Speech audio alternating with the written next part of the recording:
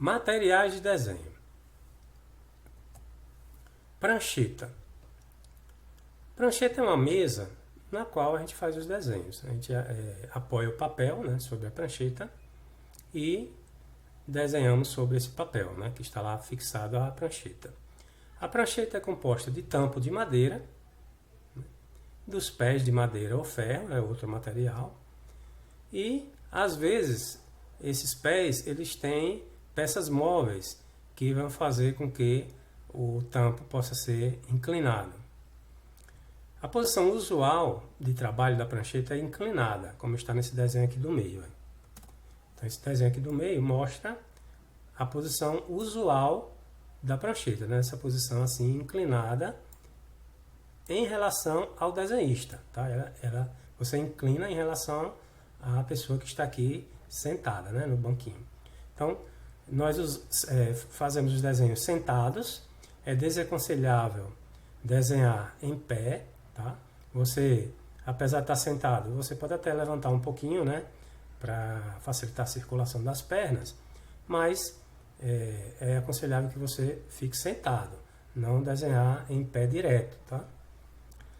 Eventualmente, existe possibilidade de colocar a prancheta na posição vertical. Nas grandes indústrias, usam-se pranchetas com tampo em posição vertical, por o desenho ser muito grande. E para você alcançar a parte do desenho que fica aqui, ó, no final, né, do tampo, lá em cima, fica ruim se a prancheta estiver inclinada. Então, nós fazemos o quê? Uma inclinação vertical, tá? Colocamos ela na posição vertical e a pessoa consegue alcançar aqui nessa parte a prancheta na posição vertical. Tá bom? O tampo da prancheta deve ser forrado com papel liso ou com plástico não brilhante na cor verde ou creme, em tonalidade clara. Isso aí, essas cores que estão sendo colocadas, são sugestões, né? Não quer dizer que você não possa forrar com outra cor, mas essas cores são agradáveis aos olhos, então são aconselháveis. Nem sempre você precisa forrar, você só vai precisar forrar se o material do tampo ele não for liso, se for um material meio corrugado, né? Se for madeira prensada corrugada. Então você precisa forrar ou com papel ou com plástico. O forro da prancheta deve ser aplicado bem esticado, sem deixar bolhas ou ondas, sendo grampeado na face inferior do tampo e nunca nas bordas laterais ou na face superior. Então, quando você forra a prancheta, você dobra o plástico por baixo e prende o plástico na parte de baixo da prancheta, ou com tachinhas ou com grampo, tá? Plástico ou papel, tá? Quando o tampo da prancheta já vem revestido com material liso, não é necessário aplicar o forro. Então, às vezes, a prancheta já vem revestido com a fórmica branca, ou azul claro, ou verde claro, e aí você não precisa forrar, porque já está com material liso, então não precisa fazer o forro, tá bom? Hoje em dia, a maioria das pranchetas já vem com esse material liso aplicado. Tipos de prancheta. Prancheta com régua paralela acoplada ao tampo. Então nós temos aqui o tampo da prancheta, né? O tampo da prancheta, que é essa parte aqui retangular. E temos aqui a régua paralela, que é esse equipamento aqui que é fixado com cordões, né? Com fios, né? Aqui de um lado e do outro. E a régua corre ao longo desses cordões. À medida que você empurra a régua nesse sentido, ó, empurra ou puxa, ela vai se deslocando, permitindo que você consiga fazer retas paralelas uma à outra, tá bom? Então, tem umas pranchetas que já são vendidas com a régua paralela. Se você comprar a prancheta sem a régua, você pode comprar a régua à parte e fixar na prancheta. Prancheta com bordas revestidas, com porta-objetos e com régua paralela. Então ela vem com a borda aqui lateral revestida, com material liso também, né? Vem com porta-objetos, onde você pode botar a borracha, compasso, a lapiseira ou lápis de madeira aqui, para facilitar o seu trabalho, e já vem também com a régua paralela. Também com os cordões, né, fixados em cima e embaixo, para que a régua possa correr no sentido de cima para baixo, ou de baixo para cima. Prancheta com bordas de madeira e protegida em uma superfície com vidro 5 mm, fixado ao tampo com 4 cantoneiras de aço zincado. Então essa prancheta aí ela vem com um revestimento de vidro. É aconselhado quando você precisar cortar algum trabalho com estilete, para não vir a danificar o revestimento ou o forro. Então aí, o vidro, se você passar o estilete, pode até vir a riscar um pouquinho o vidro, mas não vai danificar o tampo, né? O revestimento da prancheta. Tá? É mais rara essa prancheta, né? de se utilizar em salas de desenho, pelo menos, escolares, mas a depender do tipo de trabalho, se você estiver trabalhando com maquetes, ela é bem útil, né? Porque preserva o tampo da prancheta, né? Esse vidro aí. Você pode também aplicar o vidro, comprar o vidro e mandar aplicar o vidro sobre a prancheta, né? Se precisar, né? Nos nossos trabalhos não é necessidade, tá? Dessa prancheta com vidro. Então, existe também a prancheta portátil, que permite a regulagem da inclinação e já vem equipado com régua paralela. Existe nos formatos A3, A2 e A1. Esses formatos aqui indicam o tamanho da prancheta. Aqui está em ordem crescente de tamanho. Então o A3 é menor, o A2 é maior que o A3 e o A1 maior que o A2 e o A3, tá? Ela é vendida numa maletinha assim de plástico e ela é também uma maletinha de madeira, tá? O formato dela também é uma maleta, tem uma alça do lado de lá, porque não está dando para ver, e vem com a régua paralela também, pequenininha, já aplicada nela. Por ser uma maletinha, você pode guardar os outros materiais de desenho aqui dentro, né? Fica bem legal. E você pode transportar para qualquer lugar, né? Não fica aquela prancheta pesadona no quarto, né? Ou na sala de estudos. É ideal para estudantes, né? Essa prancheta aí, para vocês fazerem seus trabalhos em casa, tá? Mas não precisam comprar isso agora não, tá? Eu só estou falando aqui porque eu estou listando os materiais usuais de desenho, tá bom? Essa prancheta A1 aqui, a prancheta, apesar de ser portátil, é bem grande, tá? Então é uma maleta grandona, tá? A A3 já é uma maleta menorzinha, mais fácil de transportar. Só que a A3 não cabe um desenho grande, como a A1 cabe, né? Então, cada um tem as suas vantagens e desvantagens. Você tem que avaliar qual que é a melhor para você durante o seu curso, né? Durante os seus trabalhos. A régua paralela, né? Como eu falei, que já vem aplicado na prancheta em algumas situações, é um instrumento utilizado para executar linhas retas horizontais paralelas e auxiliar dos esquadros no traçado de linhas retas em outras posições. Então a régua paralela, ela, como eu mostrei aqui nessa foto, ó, ela corre no sentido de cima para baixo e permite que você construa linhas paralelas no sentido horizontal. Então sempre uma linha paralela à outra, tá? Para você desenhar linhas verticais, você vai precisar apoiar um equipamento chamado esquadro na régua paralela para poder fazer linhas verticais ou linhas inclinadas em relação à horizontal, tá? A régua paralela sozinha só faz linhas horizontais.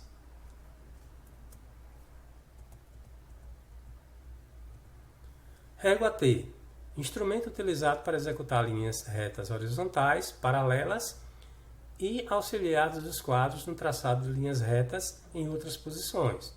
Então, a régua T, ela tem o mesmo efeito da régua paralela, só que ela é móvel, ou seja, você pode levar para onde você quiser. Já a régua paralela, ela fica fixada na prancheta, tá?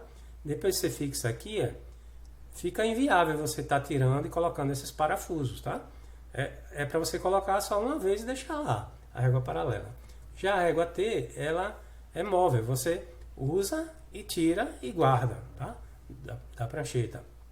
Ou leva para onde você quiser, tá? Só que é grande, né? Não é um equipamento pequeno de ser transportado. Eles têm régua pequena, mas o ideal é que seja entre 1 metro e 1,20 m de tamanho. Tem maiores até 1,5 m. O ideal é que seja de 1,20 m, como está colocado aqui embaixo.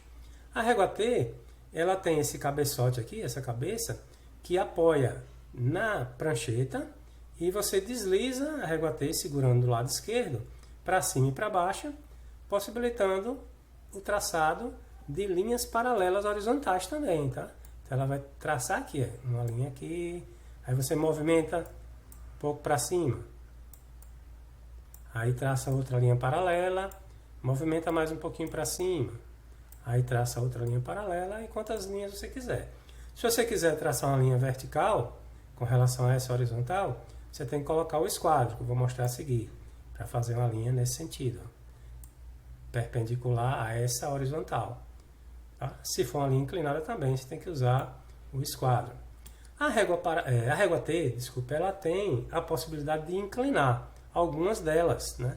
Não essa aqui desse desenho, mas algumas delas têm aqui nessa parte uma parte que você regula o ângulo e você consegue fazer com que essa parte que traça as linhas, ela tenha uma inclinação assim, ó. E aí você consegue fazer também linhas inclinadas, né, com relação à horizontal. Só aquelas que têm a cabeça móvel. Por isso que o conceito de régua T não está aqui que elas fazem linhas inclinadas, só retas horizontais, tá bom? Mas é possível quando a régua tiver esse cabeçote móvel. Esquadros, instrumentos utilizados para traçar retas em ângulos diversos em relação à horizontal, retas paralelas e retas perpendiculares. Então, esses esquadros aqui, esses equipamentos, é que junto com a régua T ou com a régua paralela, você pode traçar retas verticais, né, em relação à horizontal e retas inclinadas em relação a essa horizontal. Os esquadros, você deve comprar o par de esquadros. Você tem o esquadro de 45 graus, que é esse aqui da esquerda, esse esquadro que tem esse número 1, tá?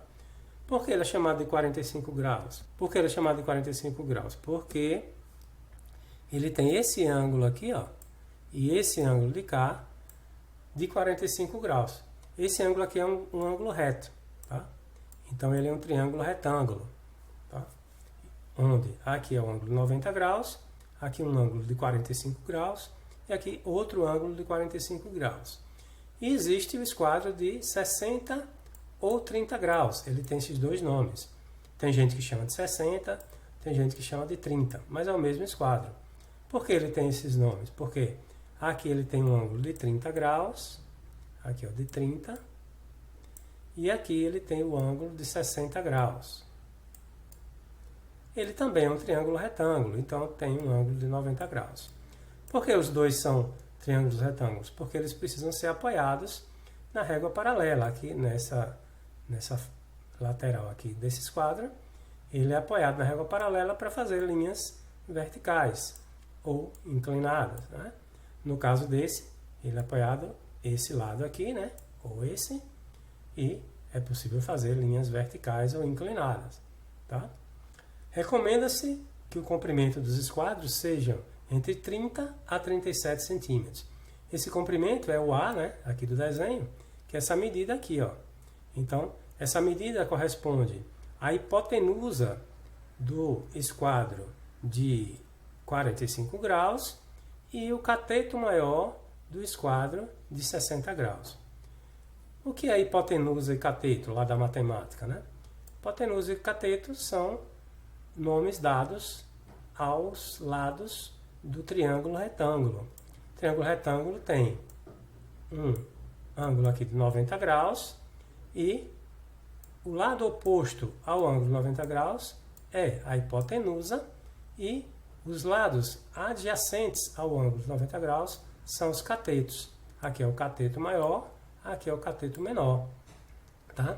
Então, quando vocês forem comprar os esquadros, se eles não vierem dentro de uma embalagem só, né, vendido par, se na hora de comprar oferecerem a vocês individuais, né, um e outro, verifique se essa medida aqui, ó, a hipotenusa desse esquadro 1 é igual ao cateto maior do esquadro 2, tá? Tem que corresponder essas duas medidas para formar o par certinho dos esquadros. Então, está aqui embaixo, a hipotenusa do esquadro de 45 graus é igual ao cateto maior do esquadro de 60 graus, para ele formar o par correto. Aí está uma foto com os esquadros de acrílico. Então eu tenho aqui o esquadro de 45 graus, né? E aqui o esquadro de 60 graus, correspondendo à hipotenusa do esquadro de 45 com o cateto maior do esquadro de 60 graus. Escalímetro, instrumento utilizado para medir ou marcar distâncias em 6 determinadas escalas. O escalímetro é esse equipamento que está aqui na foto. Ele é vendido em 2 tamanhos, o escalímetro de 32 centímetros de comprimento e o escalímetro de 17 centímetros de comprimento, tá? Então, prefiram o escalímetro de 32, porque evita que você precise medir várias vezes para completar a medida que você quer. Então, prefira um escalímetro maior, de 32 centímetros. E aqui, por que ele está dizendo que marca distâncias em 6 determinadas escalas?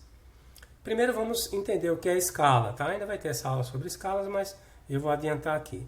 Escala é um procedimento que se faz para reduzir ou ampliar medidas de um objeto no desenho, tá? Você quer representar um objeto num desenho, a depender do objeto, você precisa ou reduzir as medidas dele para caber no papel, ou ampliar as medidas do objeto para que o desenho fique claro para o observador, né? A pessoa entenda. Então, um exemplo de escala de redução, onde eu preciso reduzir os tamanhos. Tipo, eu quero desenhar o projeto de uma casa, né? Então, a casa é grande em relação ao papel, né? Então, o que eu vou fazer? Vou eleger uma escala, ou seja, eu vou reduzir 50 vezes cada medida, por exemplo, né, da casa, e desenhar essa casa 50 vezes menor no meu papel, tá? Então, isso aí é uma escala de redução, tá? Então, eu estou pegando um objeto que é grande e colocando ele menorzinho para caber no papel. A depender do papel, eu preciso reduzir mais ou menos, né? E também depende do objeto. Digamos que eu queira desenhar o mapa do estado de Sergipe. Então, o mapa do estado de Sergipe não vai caber no papel, né? Então, eu preciso reduzir, eu preciso colocar uma escala de redução. Então, eu vou reduzir milhares de vezes, né, esse mapa, né, para caber o que é em quilômetros lá, eu vou colocar aqui em centímetros no meu papel, tá? Várias, milhares de vezes menor. E quando é que eu preciso ampliar?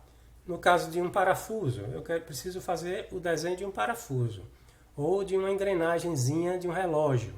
É bem pequenininho, né? Então eu preciso fazer um desenho 10 vezes maior, 5 vezes maior, para que a pessoa que vai fabricar aquilo lá entenda o meu desenho, né? Então aí é uma escala de ampliação. No caso de construção civil, né, da nossa disciplina aqui e do curso que vocês estão fazendo, nós só usamos escalas de redução, tá? Nós não temos nenhum objeto que precise, necessite ser ampliado, muito dificilmente. Só se for fazer o detalhe do detalhe de um acabamento de um móvel, aí sim. Mas 99% das possibilidades, né, das ocasiões, a gente usa escala de redução, tá? Em construção civil. Aí estão os tipos de escalímetro, os modelos deles. Ó. Nós temos aqui o escalímetro número 1, o que vale esse número aqui final, tá? O escalímetro número 2, o escalímetro número 3, o número 4 e o número 5. Tá? Então, eles são vendidos assim, tá? Aqui é um código do fabricante e aqui o número do escalímetro. Esses daqui de cima, ó, desse primeiro quadro, são os escalímetros da medida maior, né, de 32 centímetros de comprimento. Então, aquele que está lá na foto, maiorzinho. Então, ele tem um tamanho de 32 centímetros. É o ideal para nós fazermos nossos trabalhos. E por que ele é dividido assim? 1, 2, 3, 4, 5. É porque as escalas são diferentes. Ó. O escalamento número 1 tem essas escalas, ó. Escala 1 para 20, 1 para 25, 1 para 50, 1 para 75, 1 para 100, 1 para 125. São as escalas ideais para os trabalhos dos nossos projetos. Então, na hora de comprar, prefiram esse aqui, ó, o escalamento número 1, por ter as escalas que nós vamos usar nos nossos trabalhos e nos trabalhos profissionais de vocês. Vocês vão usar essas escalas aqui. Tá? Existe o escalamento número 2, que tem escalas de maior redução. Ó. 1 para 100, 1 para 200, 1 para 250, 1 para 300, 1 para 400, 1 para 500. Eventualmente vocês vão precisar usar essas escalas, mas dá para fazer com esse daqui. É só aumentar um zero. Por exemplo, onde for para desenhar 1 para 200, você usa 1 para 20 e coloca um zero a mais na sua medida. Por exemplo, onde for 1 metro, vai passar a ser 10 metros, tá? Na escala 1 para 200. Então, nós vamos adaptando. Então, esse daqui atende a quase todos os trabalhos que vocês vão fazer, tá? Fazendo certas adaptações, como eu estou falando, tá? Mas existe esse número 2, com essas escalas de maior redução, caso você precise, né? Existe o número 3, que tem escalas parecidas com a do número 1, só que tem uma escala aqui que a gente não usa, que é a escala 1 para 33 e 1/3. Ou seja, uma escala muito quebrada. Essa escala não é usual. Então, se você comprar o 3, você está perdendo a possibilidade de uma escala que, fazendo a comparação com essas aqui do número 1, essa escala aqui para 125. Né? Não tem aqui no 3. Tá? Olha, tem todos, aí está substituindo 1 para 125 por essa aqui. 1 para 33 e 1/3. Mas as outras escalas servem para a gente. Então, aqui é uma alternativa. Esse aqui pode sim substituir esse, né, nas escalas que correspondem, entendeu? Então, aqui tem 1 para 20, aqui também tem 1 para 20, aqui tem 1 para 25, aqui também, 1 para 50, aqui também, tá vendo? 1 para 75, aqui também, tá? O número 4 já é de grande redução, ó. 1 para 500, 1 para 100, 1 para 1250, 1 para 1500, 1 para 2000, 1 para 2500. Então, aqui é mais para desenhos topográficos, tá? Então, mas também você pode usar esse de cá adaptando, né? Em algumas situações você pode adaptar. 1 para 20, tá vendo? Aqui tem 1 para 20, aqui tem 1 para 2000. Então você pode multiplicar por 100 esse, né? Aqui 1 para... Quer ver? 1 para 125 aqui, você pode desenhar na escala 1 para 1250. É só acrescentar um zero na sua medida. Tá? Então, com adaptações, o número 1 atende a várias medidas dos outros. Tá? E o número 5 aí que você não usa mesmo. Nós não usaremos esse de jeito nenhum, porque está em polegadas. Tá? Então, nós usamos medidas no sistema métrico. Então, nós usamos centímetro, milímetro, metro, decâmetro, hectômetro, quilômetro. Não usamos polegadas, nem pés. As medidas do sistema inglês, nós não usamos aqui no Brasil, né? Se você for trabalhar num país de língua inglesa, provavelmente você vai usar medidas em polegadas. Se você for trabalhar nos Estados Unidos, na Inglaterra, na Índia, na Austrália, geralmente os países que foram colonizados pela Inglaterra, eles usam polegadas como sistema de medida. Tá? E aqui está, nesse quadro de baixo, o escalímetro de 17 centímetros, aquele menorzinho. Note que as escalas são iguais às escalas do escalímetro número 1, do escalímetro de 32. Tá? As escalas são iguais, só que tem o inconveniente de ser de 17, o comprimento do escalímetro, ele é pequenininho. Então, se você precisar fazer uma medida maior que 17, você vai precisar ir várias vezes, de 17 em 17, na verdade de 15 em 15, né? Porque 17 tem a bordazinha que fica antes do zero e depois do último número. Ele mede 15 centímetros, na verdade, na régua dele, né? Ok?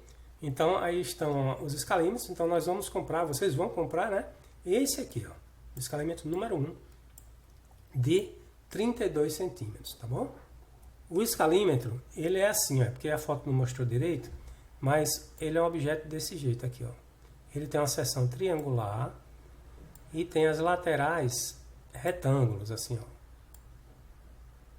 Retangulares. Tá? Ele visto desse ângulo que eu estou mostrando. Então aqui é a parte essa parte aqui, ó, dele. E aí em cada lado desse aqui, né, do prisma de base triangular, eu tenho duas escalas. Tem uma escala aqui desse lado e tem uma escala aqui do outro lado. Então, como o triângulo tem 3 lados, né, e eu tenho duas escalas correspondente a cada lado do triângulo, ele tem 6 escalas, tá? Por isso que aqui, ó, mostra 6 escalas. 1 para 20, para 25, 1 para 50, 75, 100 e 125, tá bom? Transferidor. Instrumento utilizado para medir e marcar as aberturas de ângulos. Pode ser de 360 graus ou de 180 graus. Então, o de 360 graus é esse aqui da volta inteira. Tá? Ele marca do 0 grau. O 0 grau ele fica aqui, ó, desse lado. Tá? A gente começa a marcar nesse sentido, geralmente, na maioria das vezes. Então, aqui é o 0. E aí ele vai girando, né, os ângulos até chegar aqui do outro lado no 360 graus. 360. E aqui embaixo é o escalímetro de 180 graus. Ele é a metade do de 360. Ou seja, você só vai poder marcar com ele ângulos até 180. Para você marcar ângulos maiores, você vai ter que inverter e fazer uma soma, certo? Para chegar no ângulo que você quer. Então é mais prático usar esse aqui. Então prefiram o de 360 graus. Não quer dizer que você não vai poder fazer com o de 180. Dá para fazer, só que vai dar um pouquinho mais de trabalho, tá bom? O de 360 é o ideal para os nossos exercícios. O compasso, instrumento utilizado para traçar arcos e circunferências. O compasso, ele é composto aqui da parte da cabeça do compasso, quando você segura por aqui, ó, com apenas 2 dedos, tá? Você segura ele, e ele tem as pernas, que são essas partes aqui, as pernas do compasso, e na ponta, na extremidade de cada perna, você tem aqui uma ponta seca e aqui o grafite. Essa ponta seca, você vai perfurar o papel no ponto onde será o centro da circunferência ou do arco, vai girar o compasso por essa parte aqui, aí você vai fazer um giro por aqui, depois eu vou mostrar como faz isso, tá? Como faz o arco com o compasso. Não deve segurar nas pernas, tá? Você não deve segurar aqui, você deve segurar só aqui em cima, e vai girar para que ele consiga, com essa parte aqui do grafite, fazer um arco ou uma circunferência, tá? No seu trabalho, né, que você está executando lá, tá bom? Lapiseira ou lápis de madeira. Então, você pode usar uma lapiseira, que é esse equipamento que está aí na foto. Esse equipamento aqui é uma lapiseira. Ou um lápis de madeira, que vocês conhecem muito bem. A lapiseira tem a vantagem de você não precisar estar apontando, né? Fazendo a ponta, né? Deixando sempre a ponta fina, porque nos trabalhos de desenho é necessário que a ponta esteja sempre afilada, certo? Sempre fina, para que você tenha precisão nos seus desenhos. Então você não pode desenhar com o lápis com a ponta grossa. Então, por a lapiseira ter o grafite já na espessura correta e não precisar afinar a ponta, então ele é ideal frente ao lápis de madeira. Não quer dizer que você não possa fazer com lápis de madeira, pode, tá? Não tem problema, desde que a ponta do lápis de madeira esteja sempre afinada, tá? Lapiseira é esse equipamento aqui, tá? Não é aquele equipamento que se usa para fazer ponta de lápis de madeira. Aquilo ali é um apontador, tá? Muita gente chama lapiseira daquele equipamento que você gira na ponta do lápis de madeira e sai o resíduozinho da madeira que tirou, né? Aquilo ali é um apontador, tá? Lapiseira é esse equipamento aqui, ok? Para que serve a lapiseira ou lápis? Justamente para traçar linhas, né, e escrever. Nós não vamos usar caneta de jeito nenhum, nós vamos usar sempre lápis, tá? Não é para usar caneta em nenhum trabalho, certo? Só lápis, nunca caneta. Atenta a isso, tá? Grafite. A dureza do grafite é classificada em 4 tipos. O grafite B, que é o macio, o H, que é o duro, o F, que é o fino, e o HB, que é o médio, tá? Os grafites macios, eles são da série B. Eles vão do 9B ao 2B, tá? Então eles são os grafites macios, esse daqui. Os grafites médios, eles vão do B, né? B, HB, FH, 2H até o 3H são grafites médios.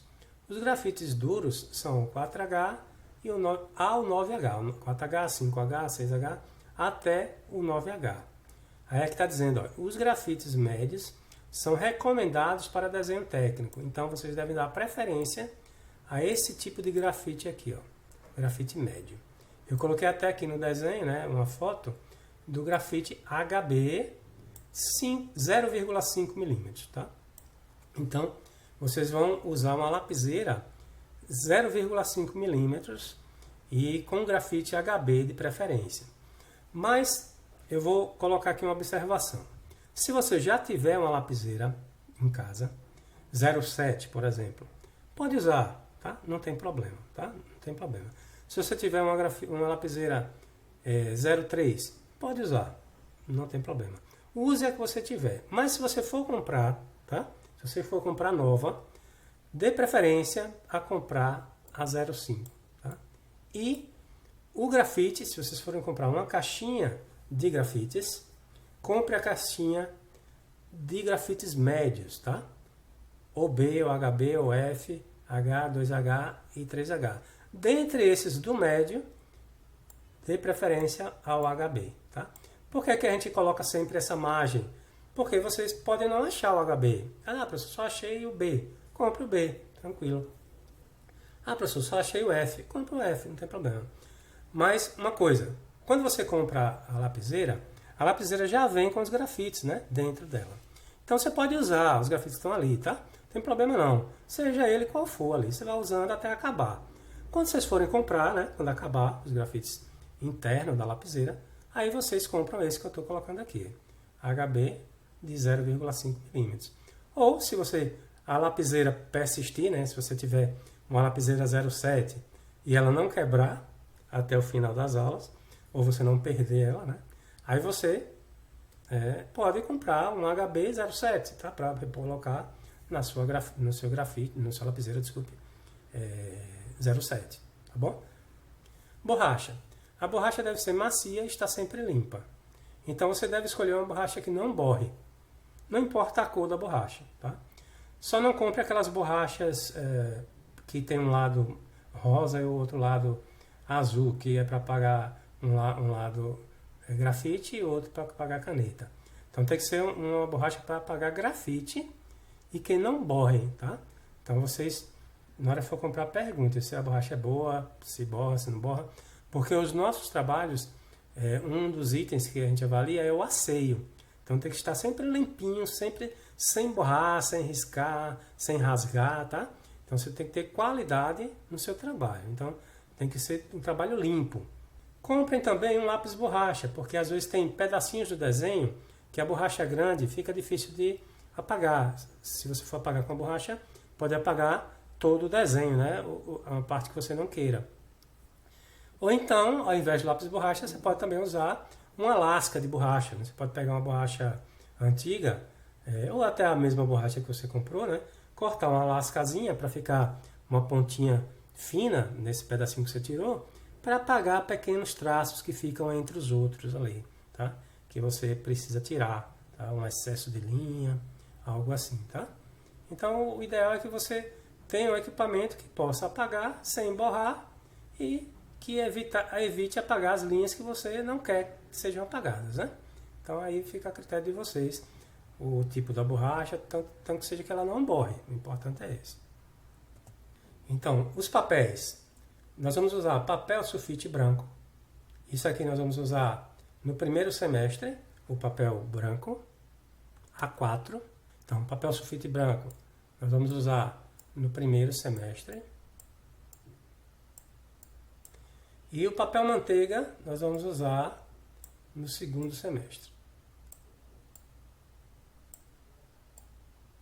Vamos usar também o branco no segundo semestre, mas só precisa comprar o manteiga, esse aqui, mais para frente, tá? Não precisa comprar agora não. Gabaritos.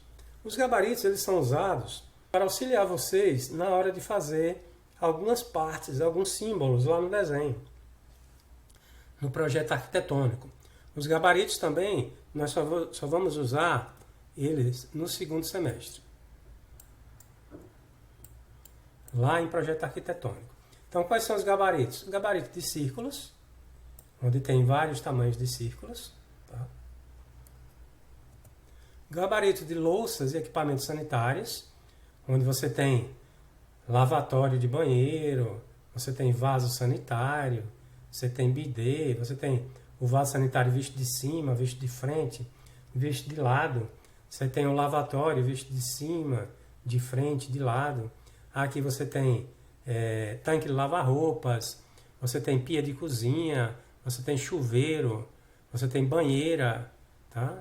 E outros equipamentos que vocês vão utilizar. Então, eu estou colocando aí na foto os gabaritos que eu indico, tá? Então, esse referência A7 aqui e o referência A23, eu indico esses dois. Mas se vocês acharem outros, podem adquirir, tá? Não tem problema. Mas basta, como eu falei, comprar lá para o segundo semestre.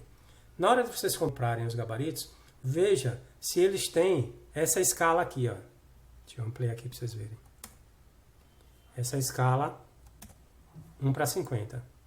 Porque é a escala dos nossos projetos. Tá? 1:50. Então, o de cá, ó. Deixa eu tirar aqui. O de cá. Esse aqui também tem a escala 1:50.